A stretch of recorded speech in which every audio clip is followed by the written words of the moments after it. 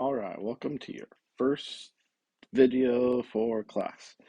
Couple of things about when watching a video for math. Don't watch it like you watch any other YouTube video or TV show where you're just kind of sitting there watching what's happening, like, oh, that makes sense, and then move on with your life. Make sure you are pausing the video, you're taking notes, doing the examples before I do them as best you can, and check your work with my work.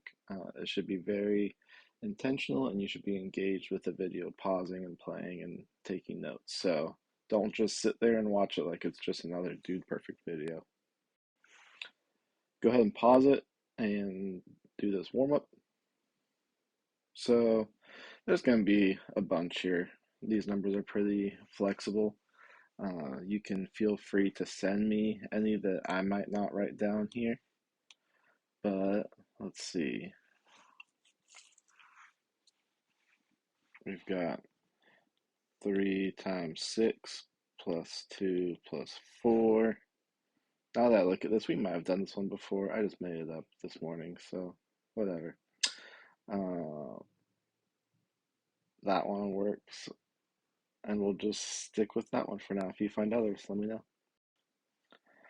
This won't be too helpful since you can't ask me questions right now, but if you have questions about any of the previous homework or tests, make sure you're asking on formative. I'm checking those pretty often and try and help out as best I can. So this is reviewed, don't need to write this down. We've been working on the metric system, so remember we've got our main measuring labels of meter is the basic for distance. For mass or weight, we do grams, and for volume, we're doing liters. And then last week, we learned our prefixes for the big numbers. So for 1,000, like 1,000 meters, it's kilo. 100 was hecto. And then for 10, it was deca. Sometimes you'll see this, but on the homework, it's been all K, so you can forget about the C's. So do DEKA. And then we've got our abbreviations here.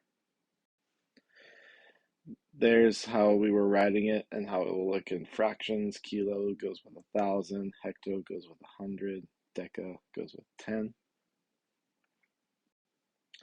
Today, and this is what you'll want to put in your notes, is we're going to be looking at the small numbers, the ones that are smaller than our units. So when we've got 1/10 of a unit, we're going to call that deci. So decimeter, deciliter, decigram, those are all 1/10 of the normal unit. So let's say a meter is, well, a decimeter would be 1/10 of a meter.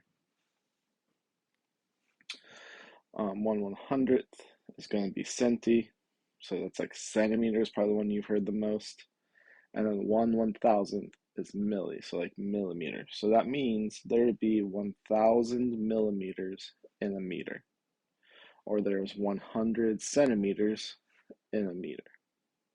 Okay, so these are smaller units than our basic units. We've got it written, our fractions here. You'll also see it written like this for 1/10. You'll see as a fraction of 1/10.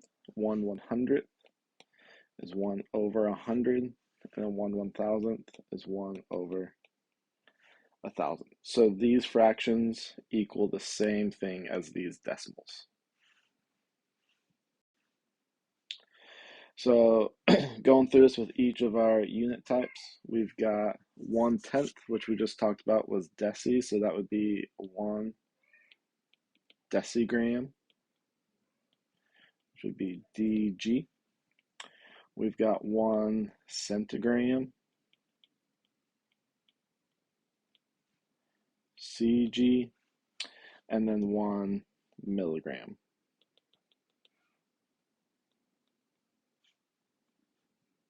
mg. Decigram and centigram, you don't hear very often. Milligram, you'll hear used a lot. For liter, we've got 1 deciliter. That was that E, you can see, and got me all confused. Deciliter, which would be DL. Then we've got 1 centiliter.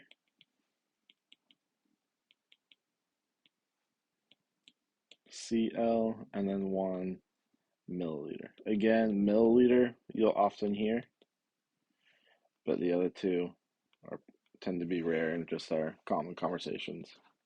Also, don't forget your abbreviations when you're entering these in for formative. It also wants the amount, so this would be the amount, this would be the name, and then the red would be the abbreviation. It wants all three of those parts.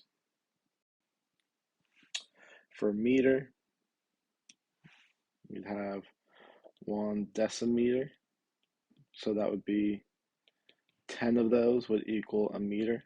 10 decimeters equals 1 meter. We've got 1 centimeter, which is something I think a lot of us are comfortable using with. And then we've got 1 millimeter, which is also pretty common to use. Millimeter. Hopefully I'm spelling these things right. Okay. So here is a chart of it all. This might be a helpful chart to put into your notes. You can kind of see the direction that we're going, whether you're going up or down. This can also help you when we get into more conversions of like converting 10 centimeters to hectometers type thing. Having this chart will be a useful tool. So you might pause it and write this down. And then the last thing for this video, there's been a lot of writing today, I know. This is just some units to know from metric to customary. Customary is the same thing as standard or imperial, which is just like feet, yards, cups, gallons, pounds, tons, all the measurements that we tend to use here in America. So these are just some of the common comparisons or conversions that you'll see from metric to customary. It's not required to have this memorized, but it's a lot of these are approximations, so it means it's close enough, and it's good to know. Like a meter is pretty close to a yard. If you look at how long a meter is in inches, 39.3 inches, and a yard is 36 inches. That's about 3 inches different between a yard and a meter. So having that idea is going to be a useful skill going forward in math and life of just measuring stuff. There's your homework. A should be posted right now. I'll get the rest posted within the next day or two. And as always, make sure you're asking for help on formative if there's anything that you can't understand or figure out or you're getting wrong. And I will do my best to help explain that to you. And I'll see you guys in class.